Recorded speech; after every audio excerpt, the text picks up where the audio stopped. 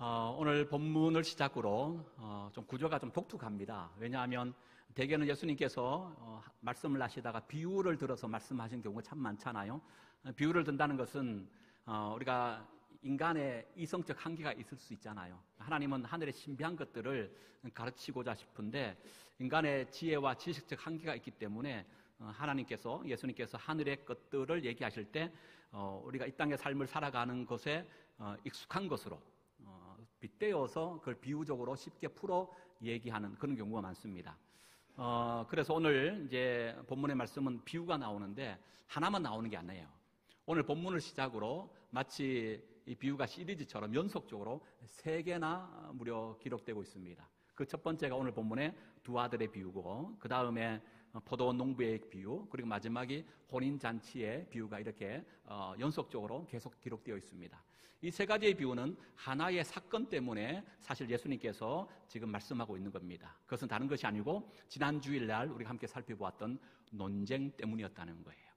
예수님께서 고난주간 둘째 날 화요일날 이른 아침에 배가 고프시지만 그걸 뒤로하고 성전에 들어가서 그곳에 있는 많은 사람들에게 하나님 나라 천국 복음을 가르치셨습니다. 이때 대제사장과 백성의 장로들이 예수께 나와서 이렇게 물었지요. 어떻게 물었느냐? 기억나시나요? 당신이 무슨 권위로 이 일을 행하느냐? 당신에게 이 권위를 준 자가 과연 누구란 말이냐? 따지듯이 물었다는 거예요.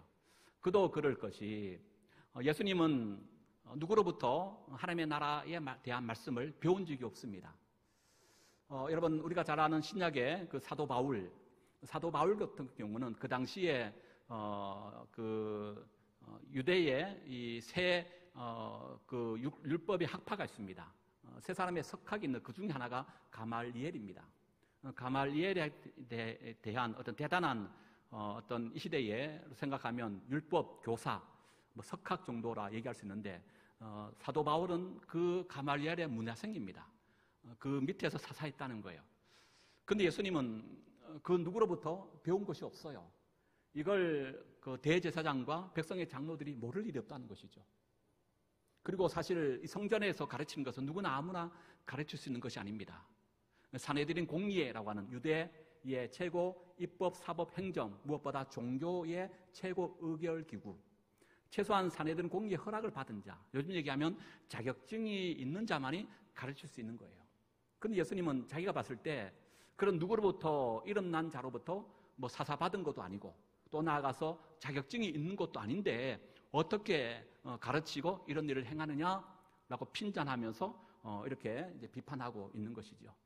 이 예수님께서 그들의 질문에 직답을 피하시고 도로 역으로 이렇게 반문하시잖아요. 요한의 세례가, 세례 요한을 말합니다. 세례 요한의 세례가 하늘부터 온 것인가 땅으로부터 온 것인가? 만약에 세례 요한의 세례가 하늘로부터 왔다면 유대 지도자들이 세례 요한을 반대하면 안 되지요. 왜요? 하늘로부터 왔기 때문에. 하나님께서 그에게 허락하시사 그를 통하여 일하시기 때문에 세례 요한을 반대하면 안 됩니다. 그런데 그 당시에 많은 지도자들은요, 세례 요한의 세례를 인정하지 않냐고 그를 반대한 거예요. 그리고 세례 요한의 세례가 사람으로부터 왔다라고 한다면 그 당시에 많은 사람들은 세례 요한을 선지자로 생각했기 때문에 그를 따르는 무리가 너무 많다는 겁니다. 단순한 사람으로부터 온 세례라고 한다면 바로 수많은 세례 요한을 따르는 무리들이 예수님을 이렇게 박해하고 비판하고 반대하는, 나아가서 지금 세례 요한의 세례를 인정하지 않고 사람의 세례다라고 규정한다면 바로 그 무리들로부터 그 당시 유대 지도자들이 당연히 책망받기가 쉽다는 거예요. 그래서 예수님의 이 질문은 이러지도 못하고 저러지도 못하는 그런 어떤 질문을 던지신 거예요. 그러면서 이 대제사장과 이 장로들이 서로 의논하면서 이렇게 대답하는 것 아닙니까?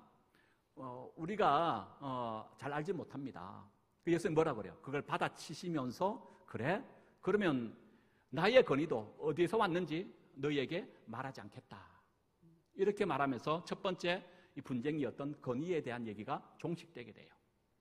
사실 이 대제사장과 이 백성의 장로들은 예수님께서 지금 성전에서 가르쳤다라고 하는 이 문제 하나만으로 예수님을 이렇게 논쟁을 벌이는 것은 아닙니다. 사실 예수님을 대적하고 지금 이 비방하면서 논쟁하는 이거보다 훨씬 더 큰 하나의 사건이 이전에 먼저 있었기 때문에 그렇다는 거예요. 그게 뭐냐 하면 시간적으로 보면 오늘 고난주간 화요일입니다. 하루 전날인 고난주간 월요일 날 예수께서 성전에서 행하셨던 그 일 때문이라는 거예요. 여러분 다시 한번 기억을 떠올려 보십시오. 고난주간 첫날 예수께서 월요일 날 성전에 가셔서 뭘 하셨습니까? 소위 성전 척결 사건을 행하셨잖아요. 돈 바꾸는 한전상과 또 비둘기 파는 상인들을 내쫓으시고 그들 상을 엎으십니다. 그리고 그 유명한 말씀, 내 집은 기도하는 집인데 어떻게 너를 강도의 소굴로 만드느냐. 여러분 이것은 대제사장과 백성의 장로들의 입장에서는요 성전을 모독하는 거예요. 예수님께서 자신의 권위에 대하여 정면으로 대적하는 그런 행위로 인식하게 되어졌다는 겁니다. 그래서 지금까지는 이 산헤드린 공회나 예루살렘 성전에서는 자기의 비밀스러운 몇 사람을 예수께 붙이는 거예요. 예수께 붙여서 예수의 일거수일투족을 감시하게 하고 그걸 보고하도록 했다면 지금은 이 성전에 일어났던 이 척결 사건을 계기로 예수 그가 도대체 누구란 말이냐, 그가 뭐길래 이렇게 성전을 모독하고 우리의 권위를 정면으로 대적한단 말인가. 그래서 그들이 이제는 어떻게 합니까? 종교 지도자들이 정면에 나서서 예수를 핍박하고 예수를 죽일 음모를 이번 계기를 통하여 꾀하는 그런 일이 되게 되는 겁니다. 저는 여기서 사탄의 계계를 한번 생각해 볼 수 있었습니다. 여러분, 사탄은 언제나 자신의 정체를 드러내면서 정면에 나서지는 않는 것 같습니다. 우리가 잘 아는 것처럼 강명한 천사의 얼굴을 할 때가 있고요, 또 양의 탈을 쓰고 우리를 미혹할 때가 있습니다. 요한계시록을 보십시오. 음녀 바벨론으로 대변되어지는 대로마 제국과 로마 황제, 그들이 얼마나 기독교를 박해했고 핍박했습니까? 근데 알고 봤더니 그 배후에 누가 있었다는 거예요? 사탄이 있었다는 거예요. 그래서 우리의 싸움은 혈과 육의 싸움이 아니고 이 세상의 어둠의 건세 잡은 악한 영들인 사탄과 싸움이라고 말씀하고 있는 것 아닙니까? 사랑하는 여러분, 성도된 오늘 우리가 누굽니까? 사탄의 건세에 속한 사탄의 자녀들이 아니라 예수의 보혈의 그 능력으로 하나님의 자녀된 믿음의 사람이 된 줄로 믿습니다. 그래서 우리는 하나님의 자녀로서 어떻게 살아야 돼요? 하나님이 기뻐하신 일들을 해야 된다는 거예요. 그게 뭡니까? 하나님 나라를 세워가는 거죠. 대제사장과 백성의 장로들처럼 예수님을 대적하는 자의 자리에 서지 아니하고 예수를 반대하고 핍박하는 자리에 서지 아니하고 예수와 함께 하나님의 예수를 통하여 세우신 이 핏값 위에 세운 교회를 세워가는 자로서, 또 복음을 위하여 여러분 이 걸림돌이 아니라 디딤돌로서의 우리의 사명과 그 역할을 감당해야 될 줄로 믿습니다. 이런 대적하는 자들 향하여 예수께서 이제 세 가지의 비유를 말씀하신 것이 오늘 본문부터 시작되는 거예요. 그 가운데 오늘은 첫 번째 비유, 두 아들의 비유에 대한 내용의 말씀을 함께 살펴보도록 하겠습니다. 먼저 오늘 본문 다시 한번 읽어볼까요? 28절입니다. 28절 읽어볼까요? 시작. 그러나 너희 생각에는 어떠하냐? 어떤 사람에게 두 아들이 있는데 맏아들이 가서 이르되 예, 오늘 포도원에 가서 일하라 하니. 그리고 둘째 아들이 똑같이 말합니다. 30절을 보니까 둘째 아들에게도 가서 또 그와 같이 말하니 라고 되어 있습니다. 그럼 저를 보세요. 여러분, 아버지가 큰 어떤 포도원을 경작하고 있었던 것으로 보여지지요. 그래서 포도밭에 이제 두 아들을 지금 당장 가서 포도밭에 가서 일하라 그럽니다. 주목할 게 오늘이에요. 오늘. 내일 아닙니다. 모레도 아니에요. 아버지는 두 아들에게 분명히 말해요. 언제 가라고요? 오늘 당장 가라는 거예요. 이 말은 뭘 얘기합니까? 이 일의 우선순위를 말하고 있는 겁니다. 아마 이 두 아들은 아버지의 말을 듣고 스스로 포도밭에 가서 일할 만큼의 나름은 장성한 아들들로 보여집니다. 그러기에 이 아들들에게는 자기 생활도 있고 자기 삶의 계획이 분명히 있을 겁니다. 아버지가 그걸 모를 리 없죠. 그럼에도 불구하고 아버지는요, 지금 당장 오늘 포도밭에 가서 일하지 아니하면 안 될 만큼의 그 일의 중요성과 시급성이 있다고 하는 말이에요. 반드시 그걸 행해야 된다는 거예요.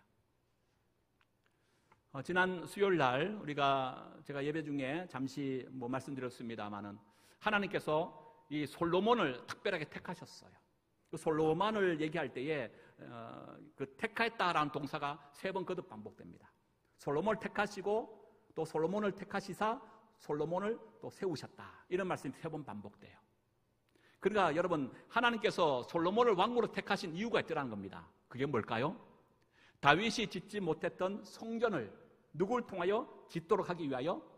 솔로몬을 통하여 그 성전을 짓도록, 그래서 하나님께서는 솔로몬을 택하셨다는 거예요. 그렇다면 솔로몬의 사명은 뭡니까? 성전을 짓는 거예요. 여러분, 혹자는 그렇게 말하잖아요. 오늘 우리가 여러분 사명이 있기 때문에 죽지 않는다. 우리에게 사명이 있기 때문에 그 사명 이루도록 하기 위하여 하나님께서 우리에게 한날의 생명을 연장시켜 주셨다는 거예요. 여러분, 그 사명 깨달으시기 바랍니다. 그저 이 땅의 삶을 살아가면서 먹다 죽는 인생으로 끝나지 말고 이왕 살아가는 건 인생, 이왕 예수 믿는 믿음의 삶, 나를 향한 하나님의 사명이 뭔지를 깨닫고 하루하루 그 사명을 위하여 이루어가는 하나님의 사람, 우리 모두가 되어야 될 줄로 믿습니다. 어쨌든 이런 아버지의 마음을 아는지 모르는지 두 아들의 반응을 한번 볼까요? 먼저 맏아들, 포도밭에 가서 오늘 당장 일하라 라고 했더니 그 아들이 뭐라고 대답합니까? 29절이에요. 29절 봅니다. 시작. 대답하되 이르되 아버지 가겠나이다 하더니 가지 않았어요. 첫 아들이 어떤 반응 보였다고요? 아버지 앞에서 네 가겠습니다. 그러나 정작 가지 않은 거예요. 장남이 그런가요? 장남이 어깨가 무겁잖아요. 아버지 면전에서는 속마음은 지금 어떤 마음이에요? 가고 싶지 않은 거야. 아버지 오늘 내 중요한 약속이 있는데, 사업에 중요한 지금 일을 봐야 되는데 갑자기 그렇게 말하면 어떡해요? 내 계획도 있는데. 그건 장남 어깨가 무거우니까 면전에서는 안 돼요 라고는 얘기 못하고 가겠습니다 라고 얘기해놓고 정작 안 간 거예요. 맏아들이에요. 그럼 둘째 아들은 어떻게 반응했을까요? 31절 보세요. 31절 시작. 30절 시작. 둘째 아들에게 가서 또 그와 같이 말하니 대답하여 이르되 실소이다 하였다가 그 후에 뉘우치고 갔다라는 거예요. 둘째 아들은 처음부터 뭐라고 얘기해요? 나는 싫어요. 둘째 막내답죠. 아버지 앞에 어리광 부리고 자기 할 말 다 하는 거예요. 싫습니다라고 얘기합니다. 그러나 후에 뉘우치고 갔다는 거예요. 순종했다는 거예요. 그래서 예수님이 이렇게 말씀하죠. 그 둘 중에 누가 아버지의 뜻대로 행한 자인가? 여러분, 사실 엄밀히 따져보면 첫째나 둘째나 아버지의 마음을 상하게 한 것은 맞아요, 틀려요? 둘 다 상하게 한 겁니다. 첫째도 처음에 가겠다 해놓고 결국 가지 아니함으로 불순종한 거예요. 둘째 아들은요, 뉘우쳐 갔지만 처음에 싫어요, 불순종했기에 그 아버지의 마음을 아프게 한 거죠. 그렇다면 여러분, 아버지의 마음을 기쁘게 한 아들이 되어야 된다면 여러분들은 어떤 아들을 제시하겠습니까? 첫째 아들, 둘째 아들은 둘 다 이러나 저러나 아버지의 마음을 아프게 한 것은 매 한 가지예요. 그렇죠? 그렇다면 여러분 생각할 때에 아버지의 마음을 기쁘게 하는 아들을 생각해 본다면 그 아들은 어떤 아들이라고 얘기할 수 있을까요? 그렇죠. 처음부터 예라고 말했을 뿐 아니라 포도밭에 직접 가서 일하는 그 아들. 그 아들을 우리는 얘기할 수 있을 것입니다. 그래서 성사학자 윌리엄 버클리는요, 오늘 이 비유를 해석하면서 예수님께서 진정 원하시는 아들은 첫째 아들도 아니고 둘째 아들도 아닌 또 다른 오늘 이야기 속에 등장하지 않는 제3의 아들이 있다고 말하고 있는 거예요. 그는 이렇게 말합니다. 이 비유 속에 나오는 두 아들은 모두 그들의 아버지의 마음을 상하게 하였다.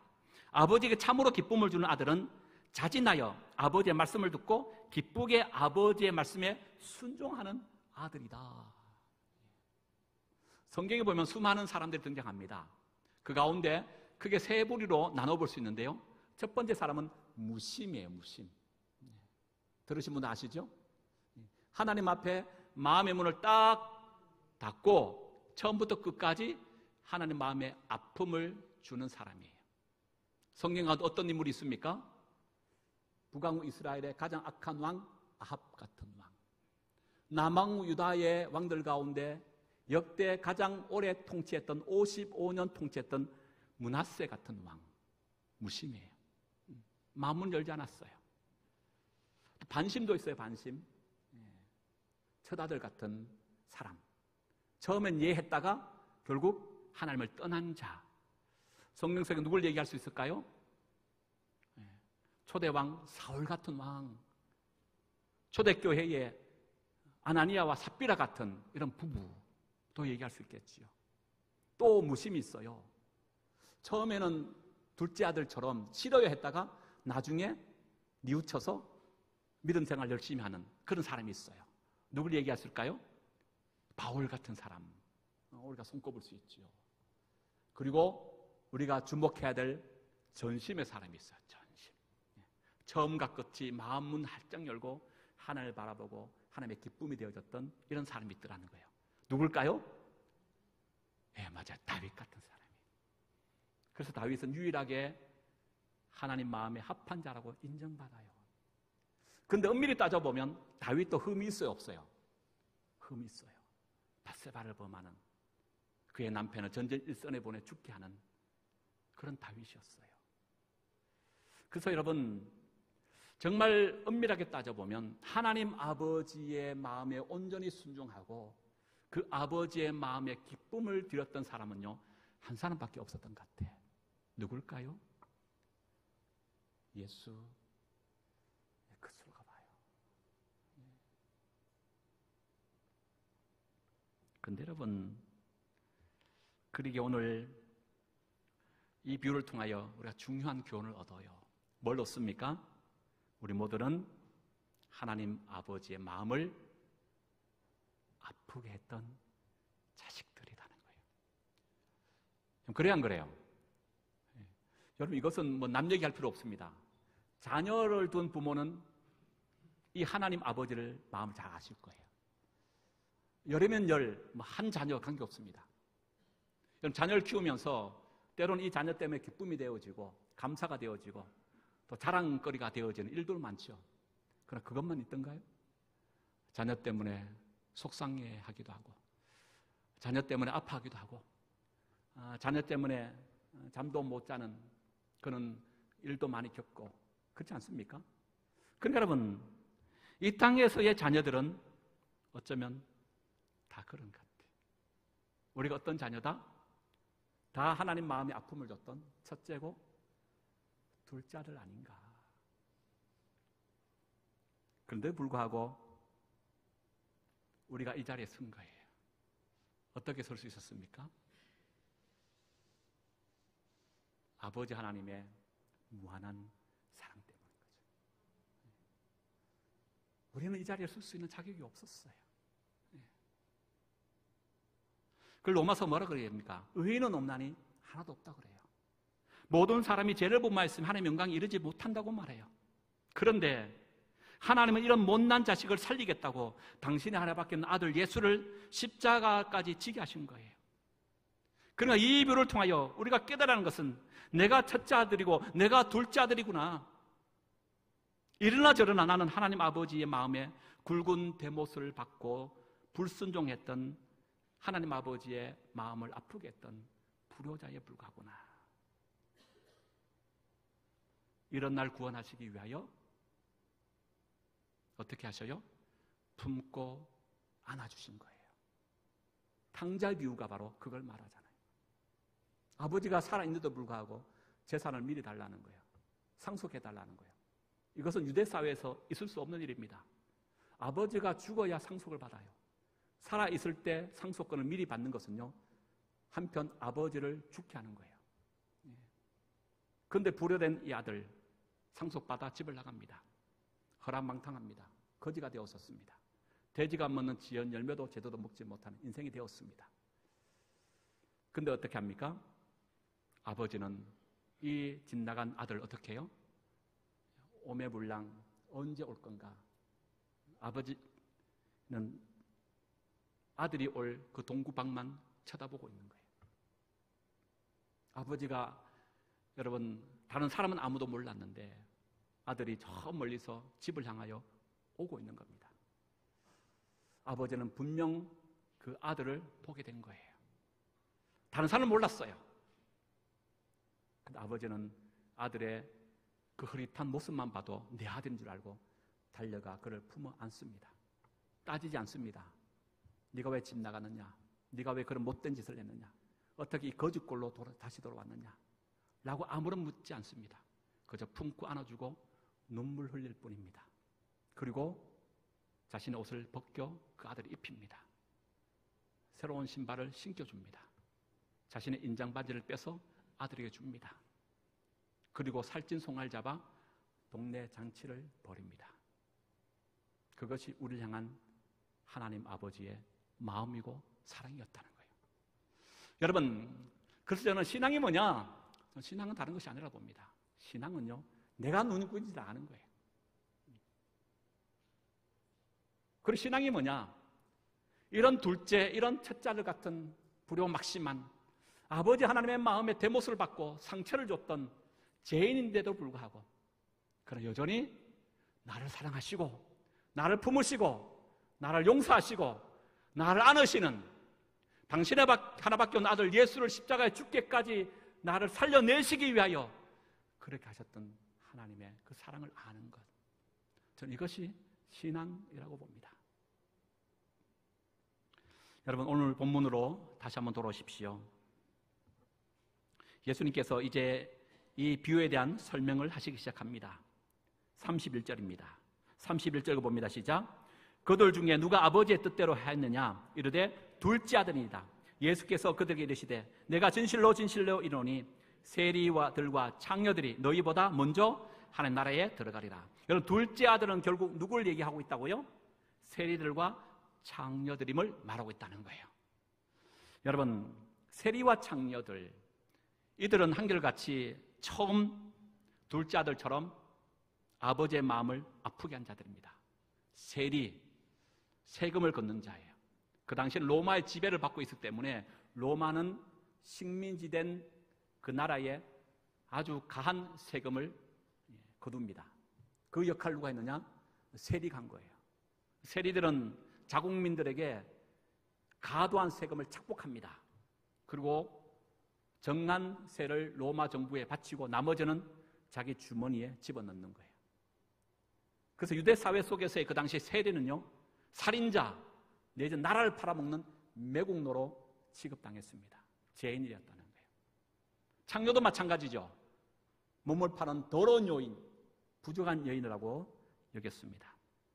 바로 이 세리와 청리는 처음 하나님을 떠나고 이런 죄 가운데 있었기에 하나님 마음이 아픔을 줬던 바로 그 둘째 아들이라고 말하고 있습니다. 그렇다면 첫째 아들은 누굽니까? 오늘 예수님의 발치에서 이 비유의 말씀을 듣고 있는 대제사장들과 장로들, 유대 지도자임을 말하고 있어요. 여러분, 이들은 그 누구보다 율법의 말씀을 잘 알고 있었기 때문에 안식일마다 하나님께 나아가 예배를 드렸습니다. 그들은 율법의 말씀을 가르치고 그 말씀을 너무나 잘 아는 사람들이었습니다. 그래서 늘 하나님 아버지의 말씀에 예라고 대답하는 사람들이었습니다. 그러나 실제에 있어서는 그들은 하나님 아버지의 말씀에 순종하고 그 말씀을 지키기보다는 자신들이 세운 인간적인 전통과 의식에 치중했던 사람들이었습니다.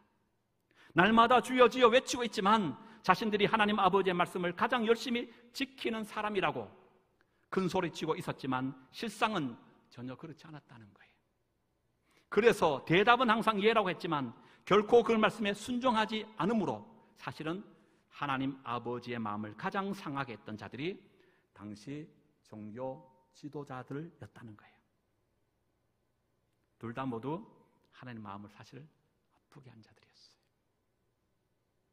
그 중요한 게 있어요. 32절이에요. 32절 읽어볼까요? 시작. 요한이 의외도로 너희에게 왔거늘 너희는 그를 믿지 아니하였으되 세리와 창녀는 믿었으며 너는 이것을 보고도 끝내 뉘우치지 하려 하지 아니하였도다. 요한의 의가 나와요. 여러분, 요한의 의가 뭘까요? 뭐 여러 많은 얘기를 할 수 있지만 저는 예수 그리스도라고 생각합니다. 왜요? 요한이 한 일이 뭡니까? 주의 길을 예비하러 온 자 아닙니까? 나는 그분의 신도 제대로 들 수 없다. 내 뒤로 오는 분은 나보다 훨씬 더 능력이 있어서 나는 물로 세례를 베푸지만 그분은 성령과 불로 성령을 베풀 것이 세례를 베풀 거다. 나는 세야 되지만 그는 능해야 된다. 보라, 세상 죄를 짊어가는 하나님의 어린 양이다. 여러분, 이처럼 세례 요한은 예수님을 예비하러 온 자입니다. 그런데 이 세례 요한 유대 지도자들은 인정하지 않았다는 거예요. 세례 요한이 가르쳤던 예수님을 믿고 따르지 않았습니다. 도리어 그들은 지금 어떻게 합니까? 네가 지금 무슨 권위로 이런 일을 하느냐? 너에게 그 권위를 준 자가 누구냐? 대적하며 죽이려고 혈안하고 있다는 거예요. 그러나 반대로 세리와 창기는요, 처음에는 죄인으로 하나님 마음에 아프게 했지만 지금은요, 예수가 누군지를 알고 그분을 따라가며 자신의 죄를 고백하고 예수를 믿고 주님과 함께하는 자가 되어졌다는 거예요. 그리고 예수님께서 의미심장한 말씀으로 이렇게 말씀합니다. 31절 하반절에 보니까 너희에게 이르노니 세리들과 창녀들이 너희보다 먼저 하나님 나라에 들어가리라. 여러분, 이것은 당시 대제사장과 유대 장로들은요, 충격적이지 않을 수 없습니다. 왜 그럴까요? 자신들은 지금까지 한 번도 살아가면서 의심한 적이 없습니다. 뭐에 대하여? 천국에 대하여. 자기들이 가장 먼저 천국에 입성하고 들어갈 것이라고 장담하며 확신했습니다. 마치 주머니에 천국에 가는 티켓을 여러분 끊어놓은 듯 자부하며 살았다는 거예요. 근데 예수님이 뭐라 그래요? 아니야. 누가 먼저 들어가요? 세리와 창기가 먼저 들어갈 수 있어. 그럼 이것이 오늘 비유의 말씀입니다. 말씀을 마치면서 여러분, 둘째 아들과 첫째 아들의 차이가 뭡니까? 뉘우쳤느냐, 뉘우치지 않았냐는 거예요. 둘 다 아버지의 마음을 아프게 한 것은 똑같아요. 그러나 둘째 아들은 뉘우치고 아버지의 말씀에 순종하여 그 밭으로 갔습니다. 첫째는요, 뉘우치지 않고 끝내 포도밭으로 가지 않았다는 거예요.